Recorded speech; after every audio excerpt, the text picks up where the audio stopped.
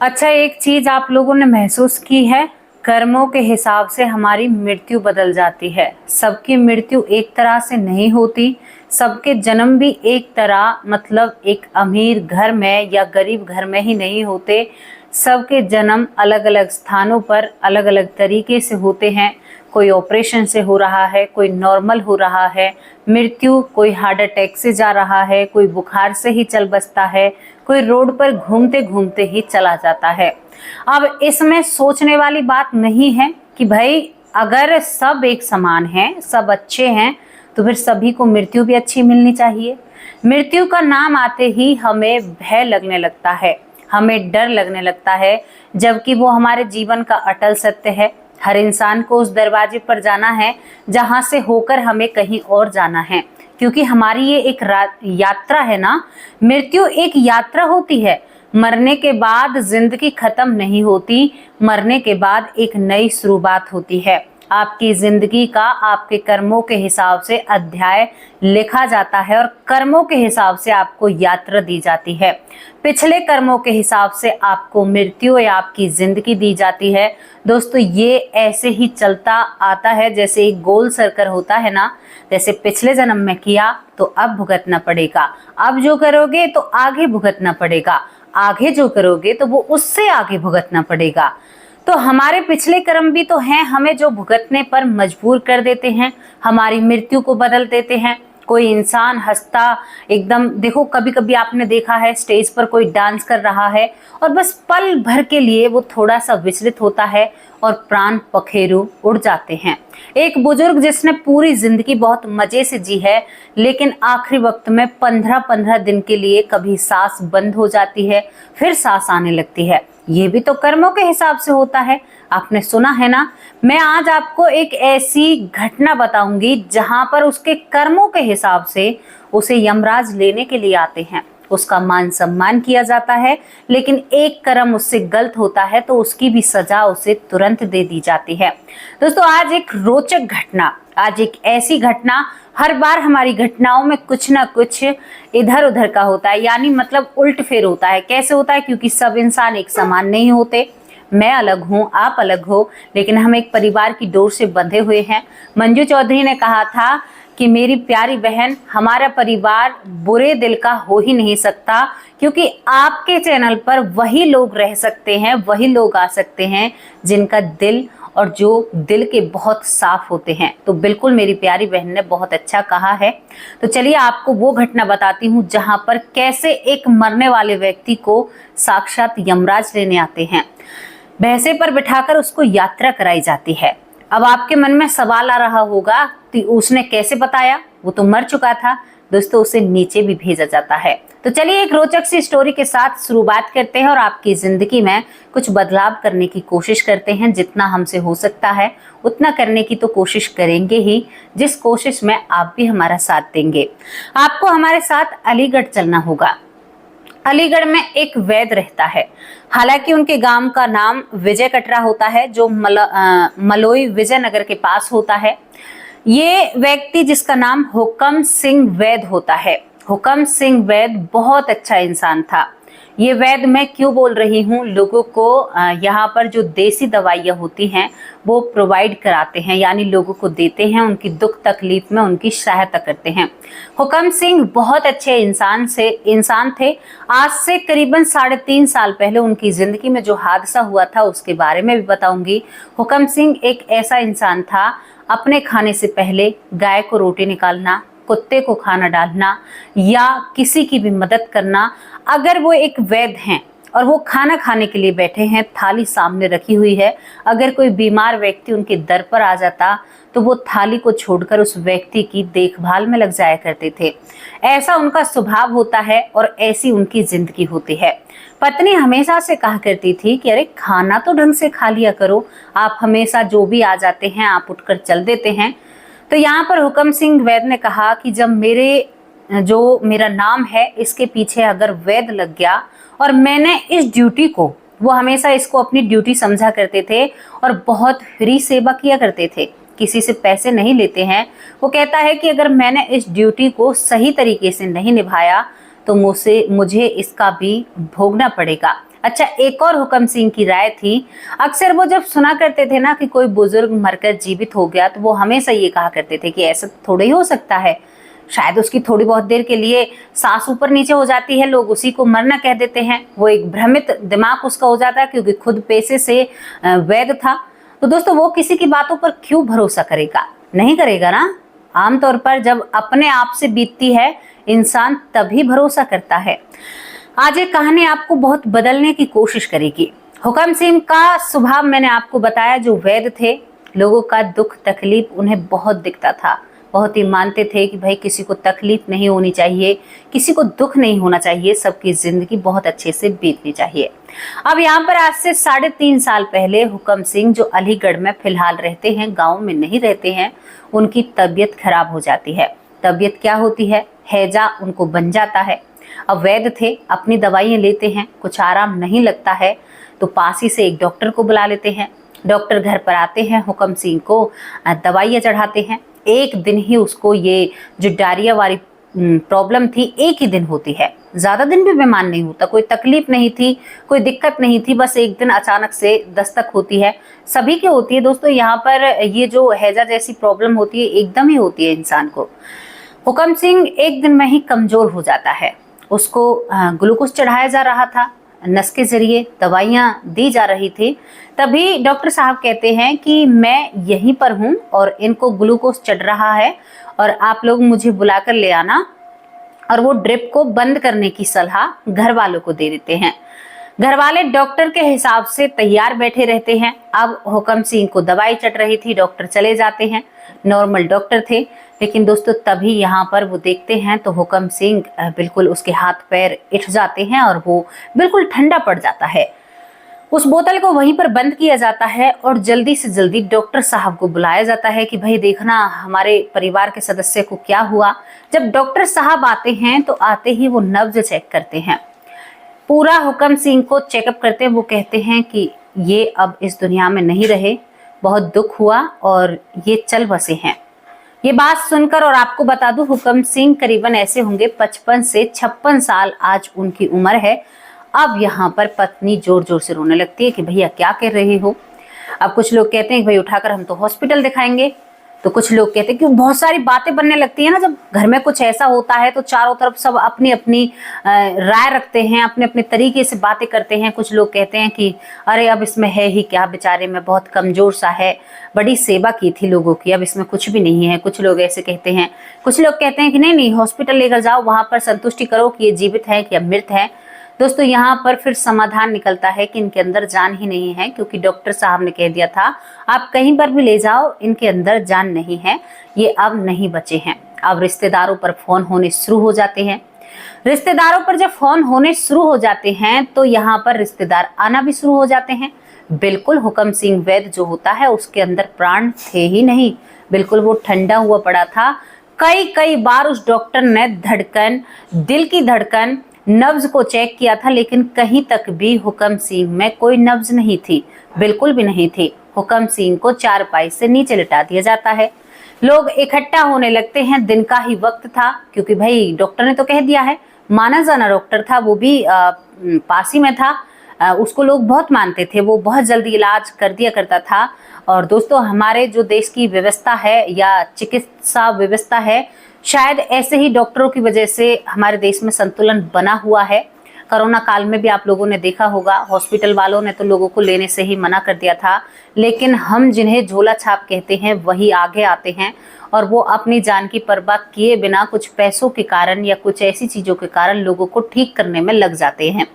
अब यहाँ पर हुक्म सिंह को जमीन पर लिटा दिया जाता है। पत्नी बहुत जोर जोर से, वो एक रस्म नहीं होती है, धरती पर अपने हाथों को मारने लगती है। चूड़ियाँ इधर उधर फैल जाती हैं, मतलब चूड़ियाँ टूट जाती हैं। ऐसा सब कुछ दृश्य वहाँ पर चल रहा था। आप सोच कर देखिए वो दृश्य कैसा होगा, कैसा माहौल होगा। बेटी आने लगी थी, बेटे जो दूसरे शहरों में रहते हैं वो बेटे आने लगते हैं, यहाँ पर ये पति पत्नी ही रहते हैं। पड़ोसी इकट्ठा हो जाते हैं। सब कुछ ऐसा हो गया था कि हाय, ये कैसे ऐसे चले गए, ऐसे नहीं जाने थे, हम इनके बिना कैसे रहेंगे। और वो तो महिला बिल्कुल बावली सी हो जाती है जो वैद्य की घरवाली होती है। तभी दोस्तों यहाँ पर सब लोग इकट्ठा हो जाते हैं। करीबन 4 से 5 घंटे लोगों को इकट्ठा होने में लग जाते हैं। भागे दौड़े सभी रिश्तेदार आ जाते हैं 4-5 घंटे के बीच में। हुक्म सिंह को नहला दिया जाता है। बिल्कुल ठंडा था, सभी को बिल्कुल हाथ पैर सब कुछ मतलब कोई भी ऐसी चीज उनके शरीर के अंदर नहीं थी कि भाई वो हिल रहे हैं या गर्म शरीर है, कुछ भी नहीं था। नए कपड़े पहनाए जाते हैं, सभी को पता है। एक जोड़ी कपड़े रखे थे, कपड़े देते वक्त बहुत ज़्यादा शोरगुल मचता है कि नहीं मैंने इसलिए कपड़े नहीं सिलवाए थे, और हुक्म सिंह को तैयार कर दिया जाता है। दोस्तों तभी यहाँ पर हुक्म सिंह को जैसे ही काटी पर लिटाया जाता है और बांधा भी नहीं जाता है, हुक्म सिंह करीबन 1 हाथ ऊंचा काटी से उठता है। 1 हाथ ऊंचा जब हुक्म सिंह उठता है तो दोस्तों यहाँ पर हुक्म सिंह की जो जांघ होती है वो जली हुई होती है। सोचकर देखिए कितना अच्छा कर्म करने वाला इंसान, उसका पैर कैसे जल सकता है। जो जांघ होती है वो जली हुई होती है। इसके बाद यहाँ पर जैसे ही हुक्म सिंह उठता है तो कहते हैं कि अरे मरा हुआ व्यक्ति उठ गया। कुछ लोग डरते हैं, कुछ लोग संभालते हैं, देखते हैं हुक्म सिंह ठीक ठाक था। वो कहता है कि तुम लोग क्यों रो रहे हो? सबसे कहता है अरे भाई हम तेरे मरने पर रो रहे हैं। वो कहता है मैं कहाँ मरा हूँ, मैं तो जीवित हूँ, मुझे तो अभी और जीना है, ऊपर से मुझे भेज दिया है। आज भी हुक्म सिंह की जांघ पर वो निशान है जलने का, वो भी बताऊंगी कैसे पड़ा था। वो कहता है कि मैं कहाँ मरा हूँ, मुझे जल्दी से एक बीड़ी जोड़ कर दो, मुझे बीड़ी पीनी है। उसके बाद बीड़ी पीता है, फिर चाय पीता है, फिर कहता है कि सब चुप हो जाओ, मैं जीवित हूँ, मैं वापस लौट कर आया हूँ। हाँ मैं मरा था, मेरे लिए ही तुम रो रहे हो, लेकिन मैं अब तो जिंदा हो गया हूँ। मुझे बहुत दर्द हो रहा है। डॉक्टर से कहता है कोई सुई हुई मुझे लगाओ, देखो मैं यहाँ से जल चुका हूँ, और वहाँ पर मलहम भी लगाते हैं। सब लोग हैरान और ताज्जुब कि भाई अच्छा भला था, अभी तो नहलाया था जब शरीर बिल्कुल एकदम सही था, ये निशान कहाँ से पड़ा है? कोई अग्नि भी इनके पास नहीं आई है, ऐसे कैसे जल सकता है? ये बहुत बड़ी बात हो जाती है, सोचने वाली। डॉक्टर जो उसके मृत होने की खबर दे रहा था वो उसको मलहम लगा रहा है। डॉक्टर की तरफ लोग घुर रहे हैं। वैद्य जी कहें कि इनका कोई खोट नहीं है, इनका कोई दोष नहीं है, इन्होंने सही बताया है, मैं इस दुनिया में रहा ही नहीं था, मैं वापस लौट कर आया हूँ। अच्छा भाई, अब सब रिश्तेदार इनकी कथा सुनकर जाना चाहते हैं कि भाई हम नहीं जाना चाहते, क्या हुआ, ऐसा कैसे जीवित हो गए? अब वो कहता है क्या मेरे जीने होने पर ही तुम्हें गलत लग रहा है? वो कहते हैं कि नहीं, आप इतनी देर से ऐसे कैसे पड़े रह सकते हैं बिना सांस के, ऐसा कैसे हो सकता है? बहुत सवाल होते हैं जब ऐसा सामने होता है। इसके बाद यहाँ पर हुक्म सिंह बीड़ी पीकर, चाय पीकर जब बताना शुरू करता है तो सभी के रुए खड़े हो जाते हैं, सभी के घबराहट होने लगती है कि ऐसा भी हो सकता है। हुक्म सिंह कहता है कि मैं देख रहा था, मुझे बोतल लगी हुई थी। तभी उनकी घरवाली थोड़ी देर के लिए बाहर जाती है। तभी वो कहता है कि 2 व्यक्ति आते हैं, अच्छे ही लंबे ठाडे, और मेरे साथ आकर और मेरे सीने पर हाथ रखकर कहते हैं कि चलो वैद्य जी, अब बहुत सेवा कर ली, अब आपको हमारे साथ चलना है। मैंने कहा भाई मुझे कहाँ लेकर जा रहे हो? मुझे तो नहीं जाना, अभी मुझे और लोगों की सेवा करनी है।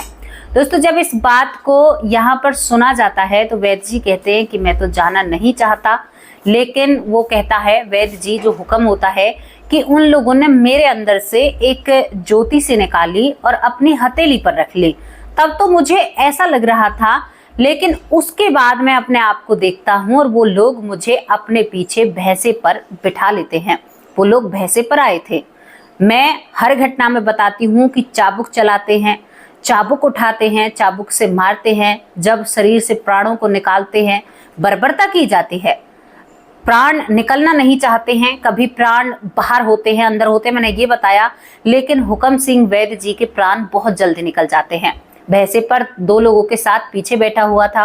वो 2 लोग कहते हैं कि हाँ भाई बता तुझे कहाँ घूमना है? वो कहते हैं कि मुझे एक बात पूछनी है कि लोगों को तो मरने में बहुत तकलीफ होती है, मुझे तो दुख तकलीफ ही नहीं हुई, ऐसा क्यों हुआ? वो कहते हैं वैद्य जी तुमने सेवा बहुत की है ना, ये सेवा तुम्हारे काम आ रही है, अब इस सेवा का तो फल तुम्हें मिलेगा। कहते हैं ना कि सेवा करोगे तो मिलेगी मेवा। अब उस सेवा का फल मिल रहा है, जो लोगों का तुमने फ्री में इलाज किया, बहुत लोगों की मदद की, चलो इसी वजह से तुम्हें बड़े सम्मान पूर्वक भैंसे पर बिठाया जा रहा है, और चलो आप क्या देखना चाहोगे? वो कहता है कि भाई मुझे तो कुछ भी दिखा दो। ये कहता है वैद्य जी कि बिल्कुल कोई याद नहीं आता, मोह माया छूट जाती है उस पल के लिए। तो थोड़ी देर के लिए। अब मैं उनके पीछे बैठा बैठा जाता हूँ तो वहां पर देखता हूँ इतनी बड़ी जगह है, हजारों ऋषि मुनि वहां पर बैठे हुए तप कर रहे हैं। ऐसी जगह वो मुझे लेकर गए थे और वहां पर वो सभी तप कर रहे हैं और माला भज रहे हैं। मैं हैरान हो जाता हूँ, मैं कहता हूँ भाई ये कौन है, जबकि ये वो दिव्य आत्मा है जिनकी वजह से शायद ये पृथ्वी संतुलित बनी हुई है, ये दिव्य आत्माएं हैं। उसके बाद कहते हैं कि चलो तुम्हें अब एक और जगह की तैयारी दिखाते हैं। वहां पर ले जाते हैं तो अच्छा ही नृत्य चल रहा है, लोग अपनी मस्ती में झूम रहे हैं, बहुत अच्छा समय होता। भैया ये क्या है?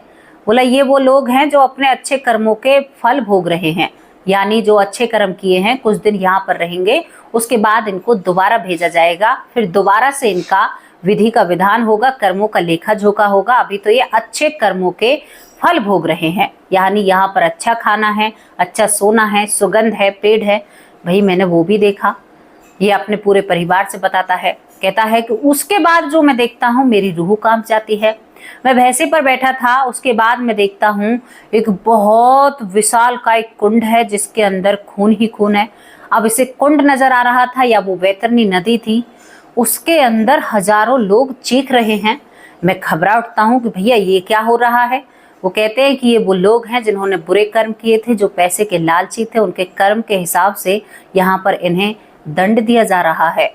अब यहाँ पर वैद्य जी की तो हवा टाइट हो जाती है, भैया क्या मुझे भी ऐसा कुछ मिलेगा? वो कहते हैं कि वैद्य जी आप चिंता मत करो, आपने तो अच्छा किया है, आपको ऐसा नहीं मिलेगा।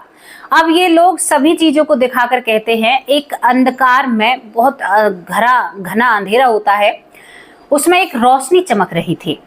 अब ये दो लोग कहते हैं जो भैंसे पर लेकर इसको घूम रहे थे कि भाई तुमने ये सब कुछ देख लिया, इस रोशनी की तरफ भागे चले जाओ, वहां पर भगवान जी इंतजार कर रहे हैं और तुम्हारे कर्मों का हिसाब किताब होगा। ये व्यक्ति बताता है कि मैं इतना भागता हूँ लेकिन वो रोशनी मेरे हाथ नहीं आती है। मैं जब थक जाता हूँ तो उस रोशनी से ही आवाज आती है कि थोड़ी देर बैठ जा, तू थक चुका है। सीढ़ियां थी अंधकार में और रोशनी सामने से चमक रही थी, यानी सामने जो हमारे धर्मराज हैं वो बैठे हुए थे विराजमान, लेकिन इसको हाथ नहीं आते हैं। वो तभी ये बैठा हुआ होता है, इसको आवाज आती है कि अरे इसका तो नंबर ही नहीं था, कहाँ से लेकर आए हो इसे।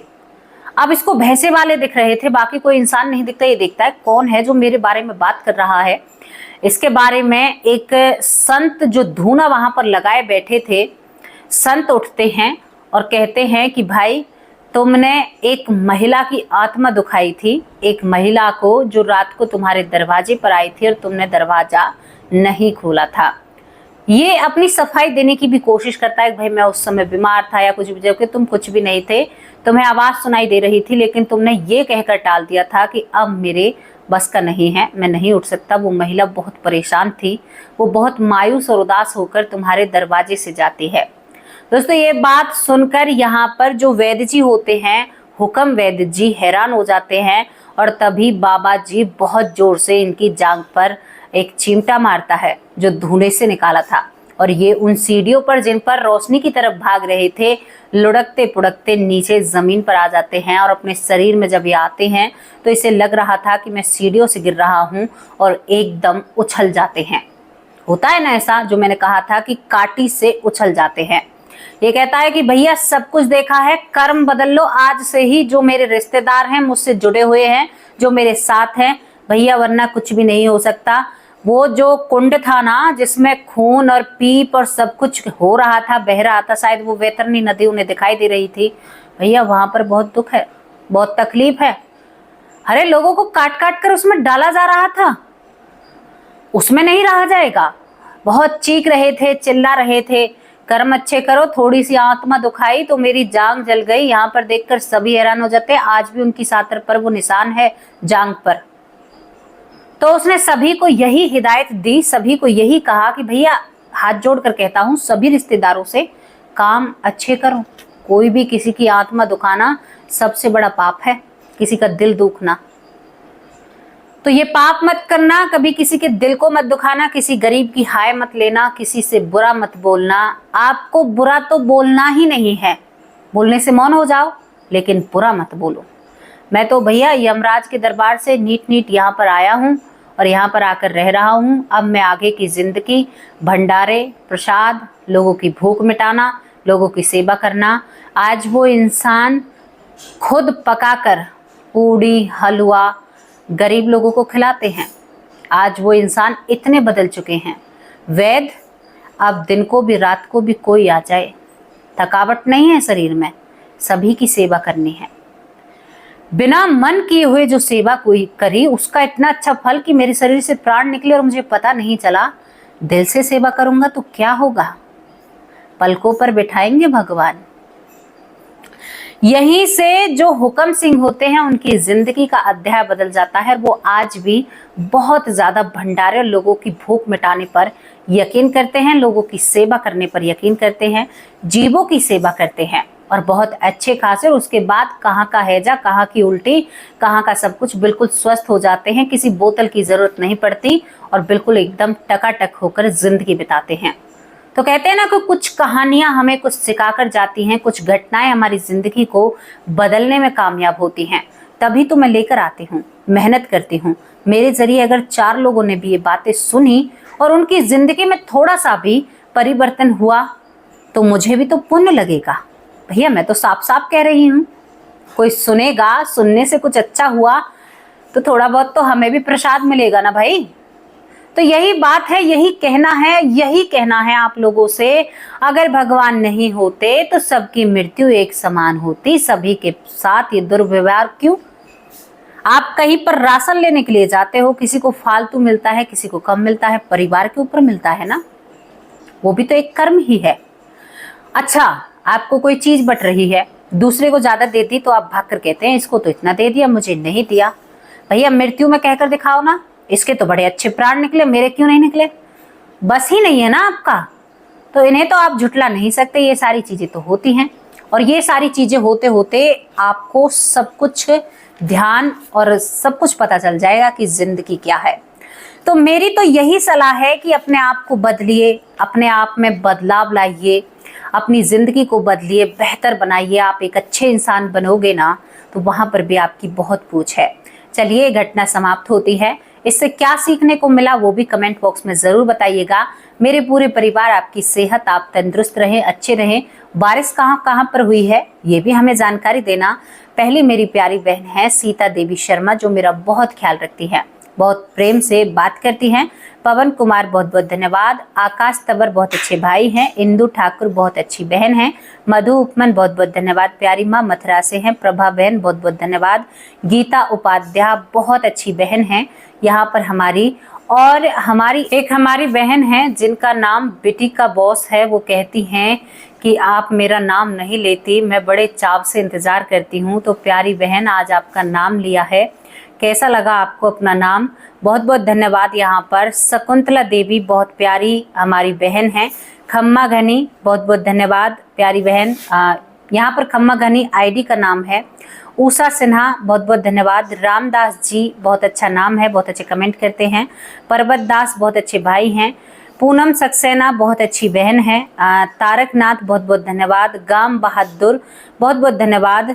गीता पांडे बहुत बहुत धन्यवाद प्यारी बहन। मीनू मिश्रा बहुत अच्छे कमेंट करती हैं। सुरेंद्र पाल कौर बहुत अच्छे कमेंट करती हैं। पी तिवारी भाई बहुत अच्छे कमेंट करते हैं। हरीश सिंह बहुत बहुत धन्यवाद। सरयू बाला बहुत प्यारी बहन है, बहुत अच्छे कमेंट करती हैं। बिमला दलाल बहुत अच्छे कमेंट करती हैं। भूप सिंह भाई बहुत बहुत धन्यवाद। पिंकी बहन बहुत बहुत धन्यवाद। अंजू बहुत अच्छे कमेंट करती हैं। ब्रजेश दुबे बहुत बहुत धन्यवाद। ज्ञान तारा सरस्वती बहुत अच्छे कमेंट करती हैं। लखविंदर सिंह बहुत बहुत धन्यवाद। बलबीर सिंह बहुत बहुत धन्यवाद। सुमित्रा पौर बहुत अच्छे कमेंट होते हैं। प्रवेश बहुत बहुत धन्यवाद। वंदना गुप्ता बहुत बहुत धन्यवाद। ऐश्वर्या माँ बहुत प्यारी माँ है। मुदिक त्रिवेदी बहुत बहुत धन्यवाद। ईरा ब्राह्मण बहुत अच्छे कमेंट करती हैं। योग माया शाहू वो भी बहुत उम्दा कमेंट करती हैं। केबी ज़्यादा राजकोट बहुत प्यारे कमेंट होते हैं। सीता देवी बहुत बहुत धन्यवाद। सीता देवी बहन आप भी कमेंट बहुत अच्छे करती हैं। रामायण कुशवाहा भाई बेटी कहकर बुलाते हैं। उषा निर्मल बहुत अच्छे कमेंट करती हैं। सुरेंद्र कुमार बहुत बहुत धन्यवाद। पंकज सिंह बहुत बहुत धन्यवाद भाई जी। वंदना झांसी से हैं, बहुत अच्छे कमेंट करती हैं। पुष्पा पांडे बहुत बहुत धन्यवाद। पुष्पा शर्मा बहुत बहुत धन्यवाद। सीता दलाल बहन बहुत अच्छे कमेंट करती हैं, बहुत बहुत धन्यवाद। यहाँ पर महेंद्र पांचाल, वो भी बहुत अच्छे भाई हैं। विनोद भाई, बहुत बहुत धन्यवाद। यहाँ पर हमारे एक और भाई हैं जिनका नाम यहाँ पर जय प्रकाश शर्मा है, बहुत बहुत धन्यवाद भाई जी। मधु मनमा मथुरा से हैं, दोबारा नाम आ गया है। तारा देवी दिल्ली से देखती हैं हमें। तुलसी शर्मा भाई बेटी कहकर बुलाते हैं। रमन जी, बहुत बहुत धन्यवाद। सुरेंद्र कुमार, बहुत बहुत धन्यवाद। भूप सिंह भाई, बहुत बहुत धन्यवाद। पीहू हेला, बहुत अच्छी बहन हैं। ज्योति श्रीवास्तव, बहुत अच्छे कमेंट करती हैं। शिवम कश्यप, बहुत बहुत धन्यवाद। जय श्री, बहुत बहुत धन्यवाद। हेमलता, बहुत अच्छे कमेंट करती हैं। ब्रजलाल, बहुत प्यारे कमेंट करते हैं। सीमा बहन लखनऊ से जो हमें देखती हैं, वो भी बहुत अच्छे कमेंट करती हैं, बहुत ही उम्दा उनके कमेंट होते हैं। बबीता सिंह दिल्ली से हमें देखती हैं, वो भी बहुत अच्छे कमेंट करती हैं। शिव पांडे, बहुत बहुत धन्यवाद। डॉक्टर सुरेश सोनी, बहुत अच्छे भाई हैं, बेटी बिटिया लाडो कहकर बुलाते हैं। मिष्टी सोनी हमारी भतीजी हैं। हिमांशु सोनी हमारे भतीजे हैं, बहुत अच्छे कमेंट करते हैं। प्रमोद भाई, आपकी भी शिकायत रहती है, आपकी शिकायत अब दूर हो चुकी होगी, बहुत बहुत धन्यवाद यहाँ पर। और हमारी एक और बहन है जिनका नाम यहाँ पर पुष्पा शर्मा है, वो भी बहुत अच्छे कमेंट करती हैं। मंजू चौधरी बहन बहुत उम्दा कमेंट करती हैं, हमेशा साथ देती हैं और हमेशा बहुत ही अच्छे कमेंट करती हैं। अच्छा, सीता मौर्य माँ, सीता मौर्य माँ बहुत अच्छे कमेंट करती हैं, बेटी कहकर बुलाती हैं। 4 सीता हैं मेरे इस चैनल पर, बहुत ही अच्छा लगता है। यहाँ पर पिंकी जी, वो भी बहुत अच्छे कमेंट करती हैं। नीलम कर विजय, बहुत बहुत धन्यवाद। और लखविंदर सिंह भाई, बहुत बहुत धन्यवाद। यहाँ पर चंदन कुमार भाई बहुत अच्छे कमेंट करते हैं। महेंद्र दीक्षित भाई भी बहुत अच्छे कमेंट करते हैं। उषा शर्मा बहुत अच्छे कमेंट करती हैं। राधा मिश्रा, वो भी बहुत अच्छे कमेंट करती हैं। यशवंती माँ, कैसे हो आप ठीक हो? आपके कमेंट भी बहुत अच्छे होते हैं। केबी ज़्यादा राजकोट, ये भी बहुत अच्छे कमेंट करते हैं। वीना पांडे बहुत अच्छे कमेंट करती हैं। नारायण स्वरूप, बहुत बहुत धन्यवाद। उदय चौधरी भाई भी बहुत अच्छे कमेंट करते हैं। मधु सोनी, ये भी बहुत अच्छे कमेंट करते हैं। पूरा परिवार है। बिटी का बॉस, आपकी शिकायत मिट चुकी होगी। बिटी का बॉस, आपका नाम कई बार लिया है मेरी लाडो प्यारी बहन, बहुत बहुत धन्यवाद आप सभी का। अब यहाँ पर जो लोग रह चुके हैं उनसे मैं क्षमा मांगती हूँ अगर कोई रह गया है, क्योंकि बहुत सारे नाम रह जाते हैं। इतने लोगों को मैं नहीं कर पाती हूँ इतने लोगों का नाम, तो उसके लिए माफ़ी चाहती हूँ। अब कल हाजिर होंगी एक सच्ची और अच्छी स्टोरी के साथ और नए नामों के साथ। ज़रूर अगर किसी का रह गया है नाम तो कल ज़रूर लिया जाएगा। नमस्कार, जय हिंद, जय भारत।